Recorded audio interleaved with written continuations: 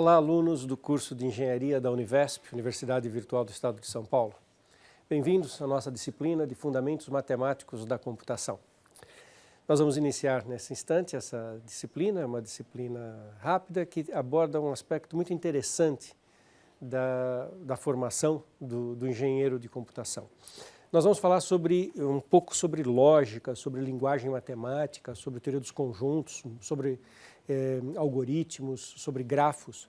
Nós vamos falar de fundamentos de matemática. E por que num curso de engenharia, de repente, a gente dá uma guinada para falar de lógica matemática? Vocês vão ver que nós vamos fazer uma coisa de lógica muito consistente, bastante profunda, eu diria. É que na atividade de programação, vocês vão ter que lidar com a ideia de prova, de demonstração. Isso é uma coisa importante na formação de um profissional na área de informática. Na verdade, vocês conhecem um pouco da história da computação. A ideia de programação, computação como teoria científica, ela remonta ao Alan Turing, aquele matemático lógico inglês, que fez um trabalho maravilhoso durante a Segunda Guerra Mundial, que foi o de quebrar o código dos adversários, né, dos alemães, a famosa máquina Enigma, que era muito difícil de quebrar o código, e ao trabalhar para o serviço secreto, quebrando o código de comunicação dos alemães, ele, na verdade, formula os conceitos básicos do que nós chamamos hoje de teoria da computação. E é nesse sentido que nós vamos trabalhar nessa disciplina. Nós vamos olhar os aspectos mais fundamentais da atividade de programação. Na verdade, a importância do raciocínio lógico rigoroso nessa área de atuação é que vocês precisam saber, e saber acima de qualquer dúvida, se um algoritmo funciona ou não. E vocês precisam convencer pessoas de que um algoritmo e um programa funciona. Estou usando as duas palavras programa e algoritmo. Na minha cabeça eu imagino mais o algoritmo como a estrutura, a ideia da resolução, e o programa como a implementação disso. Algumas pessoas quase que tratam como sinônimo, né? Mas não é nem esse o ponto. Nesse sentido, a programação de computação competente, ela parece matemática pura, porque ela tem que ter um rigor muito grande na redação, vale o que está escrito, né? Não adianta a gente escrever, ao fazer um pequeno programa, você olha e fala, não, mas era óbvio que não era isso que eu queria, aqui está escrito N, mas é claro que aqui era M. O computador vai entender N, se tiver escrito. Se estiver trabalhando com duas variáveis, vale o que está escrito. A gente tem que ter uma redação de uma precisão muito grande. A gente tem que saber que aquilo que a gente está escrevendo, que aquele algoritmo que a gente bolou, aquela sequência de passos para resolver um problema, e a implementação daquilo, os comandos que nós escrevemos numa linguagem de programação, eles de fato resolvem aquele problema que nós estamos falando. Muitas vezes, isso é assim, todo profissional dessa área relata casos desse tipo, um programa foi testado várias vezes, parece que está funcionando. Quando ele é colocado em disponibilidade para um número maior de pessoas, alguém aplica num contexto que não tinha sido testado e vê que o programa não funciona. Nós temos que ter um fundamento lógico muito forte para saber que nós estamos fazendo tudo direitinho quando trabalhamos com programação. E aí, vocês começam a trabalhar com provas. Prova no sentido de demonstração de teoremas. Eu disse que isso parece com um trabalho de matemático. Vamos lembrar um pouquinho que demonstração, como parte da ciência, foi incorporada na nossa história, na Grécia, uns poucos séculos antes de Cristo, e foi num contexto de matemática pura. Né? A grande referência é esse livro do Euclides, chamado Os Elementos, que eram 13 livros que tratavam de quase toda a matemática conhecida, de forma muito rigorosa. O Euclides tenta formalizar e colocar tudo em bases lógicas, o conhecimento. A lógica é incorporada na matemática. Até então valia a veracidade das frases e a aplicabilidade das frases. Os egípcios sabiam que um triângulo retângulo satisfazia a lei de Pitágoras e usavam isso para fazer construção civil. mas eles não estavam interessados em demonstrar o Teorema de Pitágoras, coisa que se torna relevante no conhecimento na Grécia, uns poucos séculos antes de Cristo. Seja quando nós falamos de uma prova isolada, de um teorema isolado, ou seja quando nós pensamos numa teoria matemática, tem 4 coisas muito importantes para distinguir. Uma coisa que chamam os conceitos primitivos, são coisas que não são definidas. São aqueles conceitos que a gente acredita que todo mundo tem um consenso sobre o que eles significam. Por exemplo, em geometria, para Euclides, seria um conceito como de ponto, como de reta. Na verdade, Euclides até tentava explicar o que era, mas numa visão bem rigorosa, reta não precisa ser definida, ponto não precisa ser definido. A gente não define, quer dizer, a gente admite que todos nós temos a mesma compreensão sobre ele. Não definir algumas coisas evita uma sequência recorrente, infinita, para trás, perguntando, mas o que é isso, o que é isso? Você fala, um triângulo é um polígono com 3 lados. O que é um polígono? É um conjunto formado por pontos, retas, segmentos. Mas o que é um segmento? É um pedaço de uma reta. Mas o que é uma reta? Essa sequência de perguntas regressivas, o único jeito de interrompê-las é dizendo que existem alguns conceitos para os quais não tem definição. A gente assume que todos sabemos o que eles são. Da mesma maneira, tem axiomas ou postulados que não são provados. São fatos que são assumidos como verdadeiros, sem que a gente faça uma prova disso. Em geometria, estou usando um pouquinho esse viés histórico, 2 pontos determinam uma única reta. Isso é um fato que ninguém vai provar, é dado como verdadeiro. Em teoria dos conjuntos, dependendo da formulação, a gente pode colocar como axioma que todo número natural tem um seguinte, que dado um número existe o seu sucessor. São coisas muito óbvias sobre as quais nós construímos a teoria. E temos definições e demonstrações. Definições, a gente usa as coisas anteriores para explicar coisas novas. Então, depois que eu já sei o que é ponto, reta, eu defino o que é segmento. Depois que eu sei o que é ponto, segmento, eu defino o que é polígono e eu defino o que é triângulo.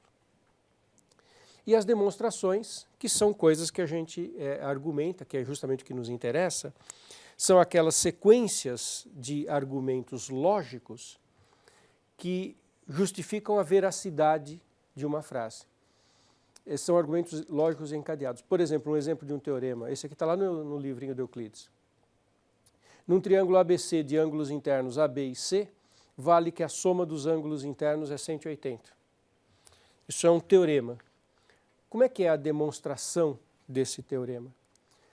A gente, pelo vértice A, traça uma reta paralela à reta suporte do lado BC e observamos que nós ficamos com um sistema de retas paralelas e transversal e que num sistema como esse os ângulos alternos internos são iguais.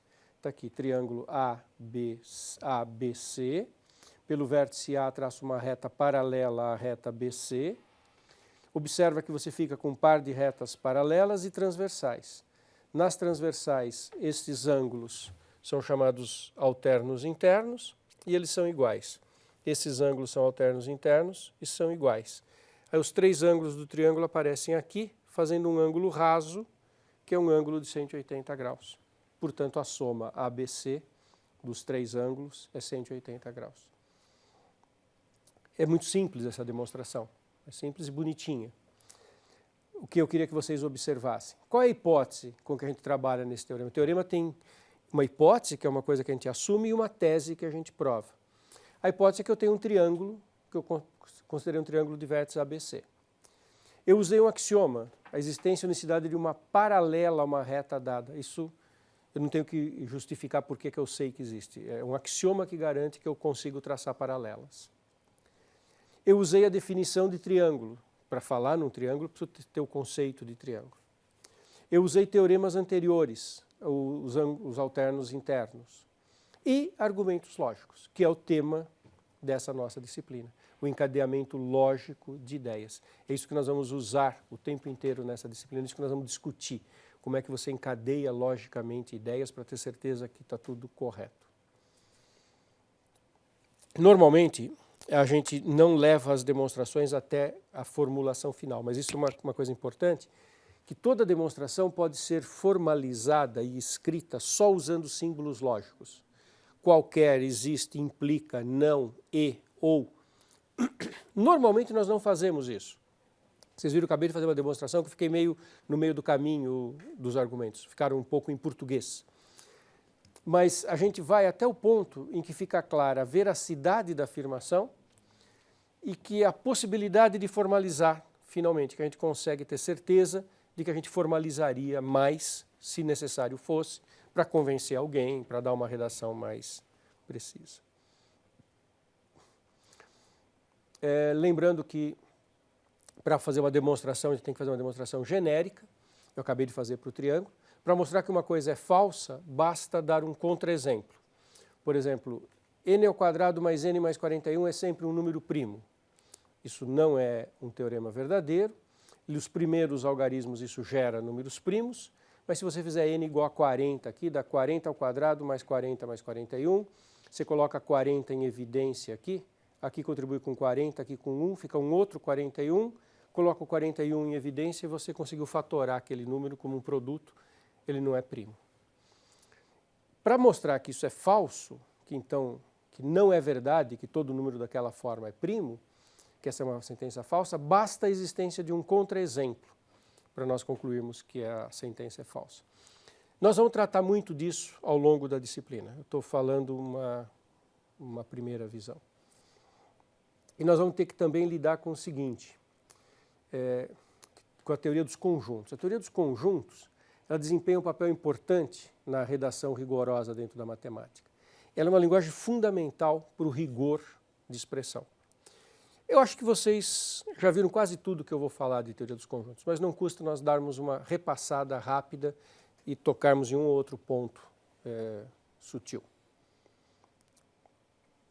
Tem basicamente duas maneiras de você apresentar um conjunto. Você explicita os elementos, por exemplo, você lista os elementos, aqui está um conjunto com 6 elementos, de -2 a 3. Aqui está o conjunto dos inteiros, eu coloquei reticências para indicar que o conjunto é infinito, que não estão escritos todos os elementos. E se a gente não coloca elemento nenhum, seu conjunto é vazio e um outro símbolo é uma letra grega φ maiúsculo, seu conjunto vazio. Uma outra maneira de indicar um conjunto é por propriedade. E aqui tem uma coisa interessante.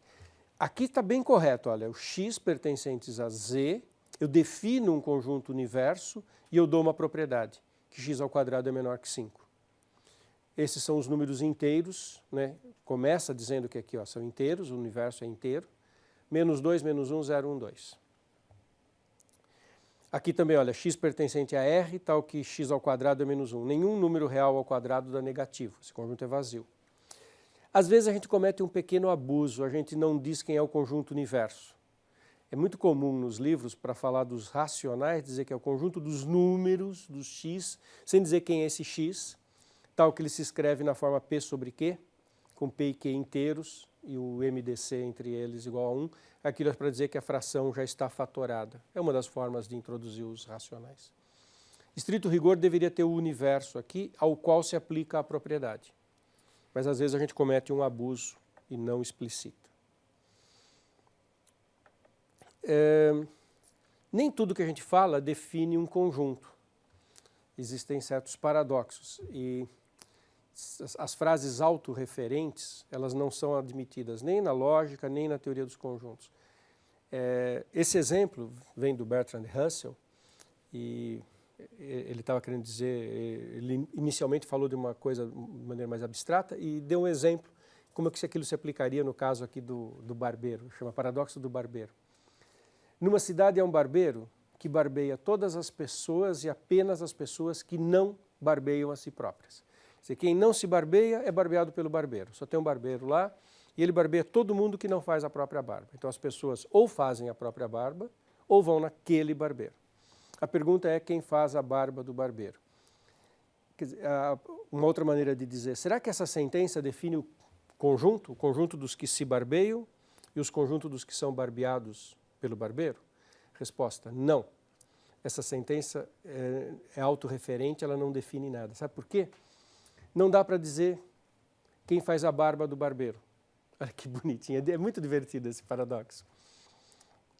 Quem será que faz a barba do barbeiro? Será que o barbeiro faz a própria barba? Se ele se barbeia, ele está no conjunto das pessoas que ele barbeia.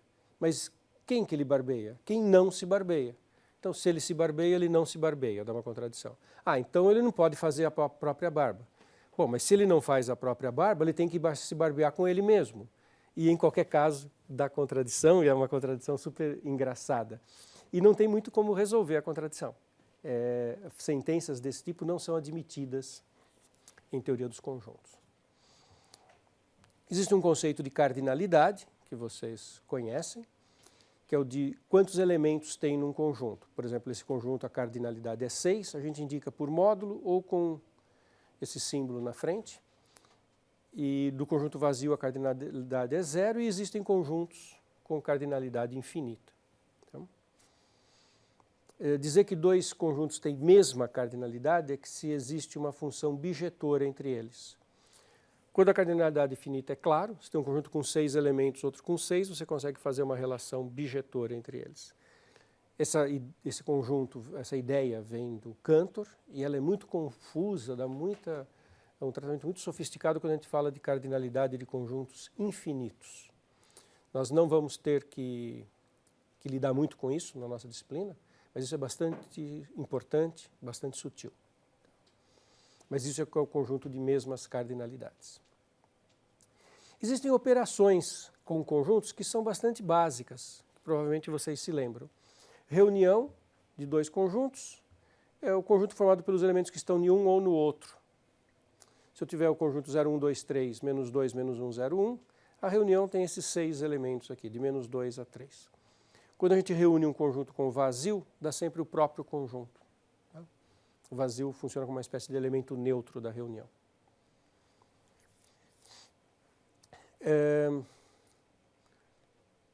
Intersecção são os elementos que estão em ambos. Nas próximas aulas nós vamos nos dedicar muito a esse e, ou, e analisar com muito cuidado o que isso significa. A intersecção são os que estão no A e no B, naquele meu exemplo anterior, são os elementos em comum, 0, 1, são os elementos que estão em ambos, a intersecção então é 0, 1. E sempre que eu fizer a intersecção com vazio, dá o próprio vazio. Qualquer conjunto intervazio dá vazio. Tá? Diferença de dois conjuntos são os elementos que estão no primeiro e não estão no segundo. Então, quem é que está neste primeiro e não está no segundo? Está em 0, 1, 2, 3 e não está em menos 2, 1, menos 1, 0, 1. É como se eu pegasse os B e apagasse os daqui. Quem estiver aqui e estiver em B, eu apago. 0, 1 estão aqui e estão em B. Então, apago, A menos B dá 2, 3. E observe que se eu fizer a diferença na outra direção, dá diferente. Na outra direção, a diferença dá menos 2, menos 1, que são os que estão em B e não estão em A. Diferença A menos vazio dá A, porque eu vou fazer A menos os que estão no vazio. Não tiro nada, fica o próprio A. Vazio menos A são todos os que estão no vazio e não estão em A. Como o vazio não tem elementos, isso fica o próprio vazio. Tá? Tem um conceito que chama diferença simétrica. A gente vai usar um pouco isso. Diferença simétrica indicada por um triângulo é o A menos B unido com o B menos A. Você faz, quem está em um não está no outro, quem está no outro não está no um. Então, no meu exemplo, fica menos 2, menos 1, 2, 3. Uma outra maneira de falar em diferença simétrica, você pega a reunião e elimina a intersecção. Então, isso é um exercício, mostrar que a diferença simétrica é igual reunião menos intersecção. Você pega os que estão em A, não em B, pega os que estão em B, não em A. Então, você pega todo mundo que está em A ou B, menos aqueles que estão em ambos. Se eu fizer a diferença simétrica com vazio, dá A menos vazio, que é A, unido com vazio menos A, que é vazio, A unido com vazio dá o próprio A. Produto cartesiano é uma operação muito importante também. O produto cartesiano é formado por pares ordenados. Tá? Então, eu coloco o primeiro elemento no A e o segundo elemento no B. Então, se eu tiver 0, 1 e 2, 3, o produto cartesiano é 0, 2, 0, 3, 1, 2 e 1, 3. Tem 4 elementos aqui. São todos os pares ordenados. Não dá a mesma coisa se eu fizer o produto cartesiano trocado. B cartesiano A, daí não dá a mesma coisa. Uma partição de um conjunto é uma decomposição daquele conjunto em partes disjuntas e que juntas dão o conjunto todo. Então, por exemplo, você pega o conjunto de 0 a 6, se você olhar o subconjunto 0, 1, 2, 3, 4, 5, 6, você tem 3 conjuntos disjuntos e cuja reunião dá o próprio A. Isso que é uma partição. É uma decomposição em subconjuntos próprios, disjuntos, cuja reunião é A. Por exemplo, os naturais de 0 a infinito tem uma partição natural com os pares e os ímpares. A reunião dá os naturais e eles são disjuntos. Isso que é o conceito de partição. E o conceito de conjunto das partes é o conjunto formado por todos os subconjuntos de um conjunto.